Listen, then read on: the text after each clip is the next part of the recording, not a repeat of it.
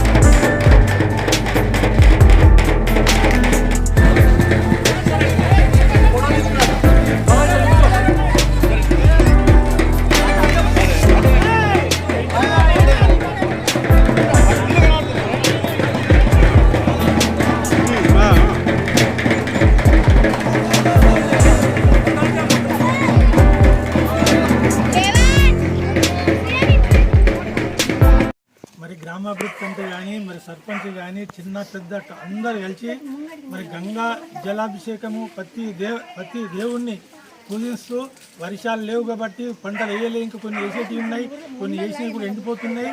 ఆ భగవంతుడు దీన్ని కరుణించి అన్ని రకాలుగా ఈరోజు వర్షం బాగా పడుతుందని మేము ప్రార్థిస్తున్నాం. అదేవిధంగా చిన్న పెద్ద అందరు ఏకదాటిగా మా కేశపూర్ గ్రామాన్ని అన్ని రకాలుగా చల్లగా ఉంచాలని భగవంతుడు ప్రార్థిస్తున్నాం.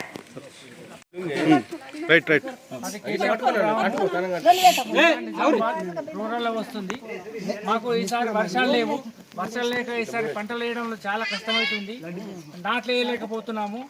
అసలు జీవరాశిలో కూడా నీళ్ళు లేవు, చెరువులో నీళ్ళు లేవు, ఎక్కడ కూడా చాలా ప్రాబ్లం ఉంది. కాబట్టి ఈసారి నా గ్రామ దేవతలకు ఈ జలాభిషేకం చేస్తే అట్లయినా వర్షాలు పడతాయేమో, వరుణుడు కరుణిస్తాడేమో అని మా ఆశతోని అందరం కలిసి బీడీసీ కానీ, గ్రామ పంచాయతీ కానీ, గ్రామ సభ్యులు కానీ, గ్రామ ప్రజలందరూ కలిసి ఈరోజు చేయడం జరిగింది.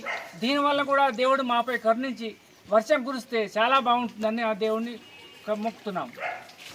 గ్రామ దేవతలకు గంగా నీళ్లతో అభిషేకం చేసి ఇక్కడ కార్యక్రమం జరుపుకుంటున్నాము. గంగా నీళ్లతో అభిషేకం చేస్తే తరతరాలుగా వస్తున్న ఇది సాంప్రదాయము. ఈ సాంప్రదాయంలో భాగంగా ఈరోజు మా కేశాపూర్లో వర్షాకాలం మొదలైనా కానీ ఇప్పటి వరకు వర్షాలు సమృద్ధిగా లేవు. ఇకనైనా కానీ వర్షాలు సమృద్ధిగా కురిచి ఆ దేవతలు మాపై కరుణించి ఈ ఊర్లో కానీ మండలంలో ఈ రాష్ట్రంలో సకాలంలో వర్షాలు పడి అన్ని చెరువులు కుంటలు పారాలని ఆ దేవతల్ని మొక్కుకుంటూ ఈరోజు మా గ్రామంలో అందరూ వీడీసీ ఆధ్వర్యంలో సర్పంచ్, గ్రామ కమిటీ, వార్డు మెంబర్సు ప్లస్ గ్రామ ప్రజలందరి సహకారంతో ఈరోజు ఈ కార్యక్రమం జరుపుకుంటున్నాము. ఈ కార్యక్రమంకు విజయవంతంగా చేస్తున్నందుకు గ్రామ ప్రజలందరికీ ధన్యవాదాలు.